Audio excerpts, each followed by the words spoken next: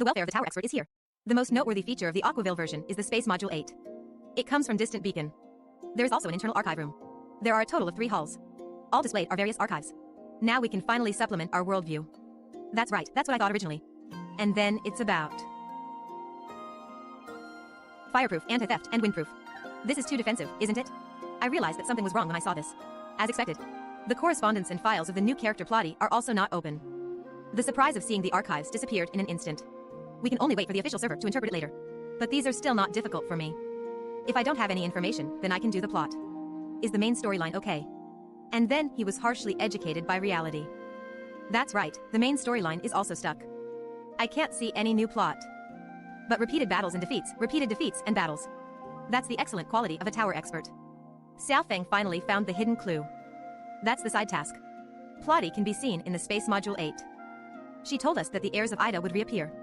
Accompany her to Asperia. First level official college. We are forced to embark on a long road to work.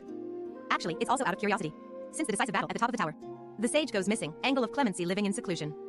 Now it's actually starting to be active again. After arriving in Banjas, I really saw Plotty who came first. Talk to her. Well,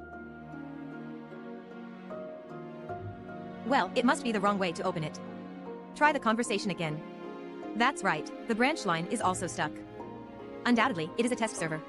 In fact, this is indeed because the opening method is incorrect. Because tasks have trigger ranges. We send it directly to Banjas. It directly transmitted to the core point of the mission, crossing the range of triggering tasks. So as long as you walk over from a distance, you can trigger the mission normally. But the official server shouldn't have this problem anymore. After the conversation, Plotty gave us a small listening device. Fantasy Tower 007 mode activated. We need to go and inquire about the news. There are 3 people loudly plotting in the square. After we approach quietly, they actually stopped talking. Even recognize us as Hycrose's people at a glance. Are the performers so well known now? 2 people left decisively. Only characters like the head were left behind. Talk to him later. He has a broken attitude. Do you like to catch or not? This is the first time I've seen such a rampant NPC. So I let him go. Go back and find Plotty. Found the leaflet in Crown Mines. It also contains the information about Hycrose building a new magic tower in Domain 9. For the blue planet Ida. Wait a moment. Why is this sentence so familiar? In the interpretation of 4.0 PV, Xiao Feng once found such a sign prohibiting omnium energy. Prohibition of omnium energy technology. Give it back to me, Blue Ada. The 2 slogans are surprisingly consistent. Is there any connection between the 2? We soon arrived at the Crown Mines. Just found someone to inquire about. I was scolded head on and face on. It's only because we are Hycrose's people. Once again, I felt the public's dissatisfaction with Hycrose.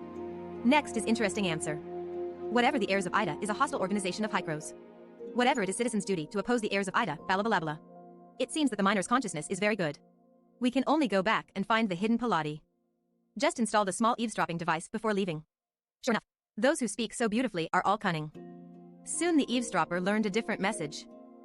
They're not the heirs of Ida, but the people of the Ulsa Ada Society. I didn't expect that since the public beta.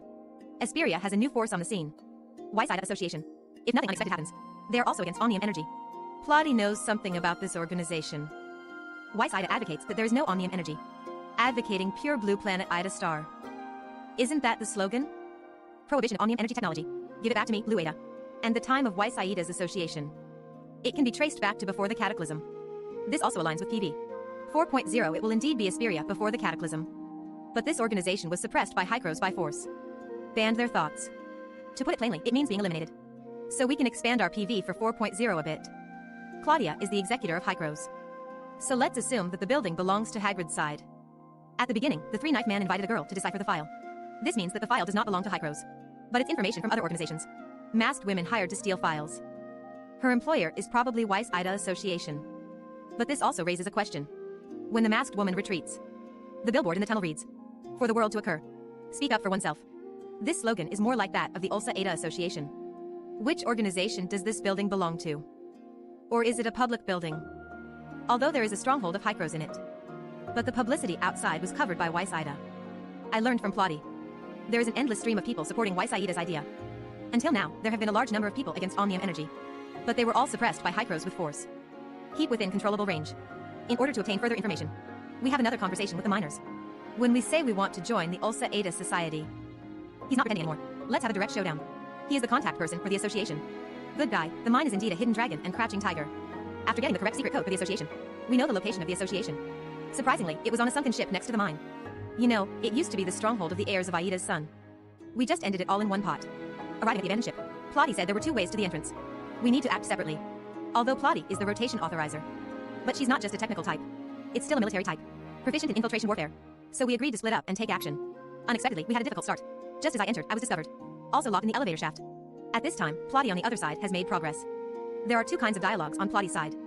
This is Papa and TT. She is the true and precise character of the Phantom Tower. Like Umi and Nano, although they also have fine points. The main and secondary personalities did not communicate directly. But Plotty is totally divided into 2 personalities. And they can also have conversations and exchanges with each other. There are really 2 souls living within one body. The personality we usually see is TT. She's Plotty's original personality. Speaking of the emergence of Papa, I have to mention the identity of the rotation authorizer. The shift authorizer manages the Gestos network. Have the authority to operate Gestos. But the cost is enormous. Will cause damage to the mental state of the controller. So there was the practice of rotation. Just to prevent the controller from being unable to hold on. But Plotty's situation is very special. These damages were all borne by Papa. That's why Plotty. The reason for being able to be a rotating authorizer for a long time. It also created Plotty's unique mimetic characteristics. Other characters, first and second order, are themselves. But Plotty is different. Her first order character is TT. The second order image is actually Papa. Draw character. Enjoy double happiness. These are also displayed in her voice. The special pronunciation is Papa's. But Palo's voice is missing. We can only wait for the official server to finish. Palo's thought is more violent. It's also Pilates' suppressed self. This can also be seen from her weapon. After releasing skills. In the shattered mirrors around it. It's her inner personality. That is Papa. From the conversation between Papa and TT. They can exchange body control rights. Palo's strength is stronger. But it's also more uncontrollable. After cracking the computer, we discovered information about the Ulsa Ada Society. Publicized the negative news of Hycros. Building people's anti-omnium energy cognition. Has a certain underground organizational style. On the other hand, there are some information about the base. The summary is, I watched nothing. Continue to explore inside. The guard robot is about to start. Was hacked into the system by Palo. Paralyzed. Palo's character is naughty. TT is relatively stable. Voices from within the organization came from afar. Knowing that we are trapped. Plotty was also found. Pay attention. All the people rushing here are the sons of the heirs of Ida. Not a member of any association. The innermost room is Levia. But in the upper right corner, it says Leviathan. If it weren't for the task being written incorrectly. That's calling Leviathan as Livia. Sure enough, it's a great name. As a boss. He is just a skilled runner. 3 times, 5 times, divide by 2, and then clean up. Before he died, he shouted, "Long live the heirs of Ida." Weiss Ida is the son of the heirs of Ida. There is more information in the computer. It also talked about personnel recruitment guidelines. Must hate Hycros and oppose Omnium Energy. Because Omnium Energy lead to the best interests of the injured. Take Weiss Ida Association as a guide. Attract some dissatisfaction with Hycros. People dissatisfied with Omnium Energy. Then choose the right person to join the heirs of Ida. Now we finally know the origin of the members of Ada's son. In the Chronicle of Tower of Fantasy, the official information provided is, in 2671 AD, the Sage founded the son of the heirs of Ida. But from the perspective of the mission, the establishment of the Weiss Ida Association dates back even earlier.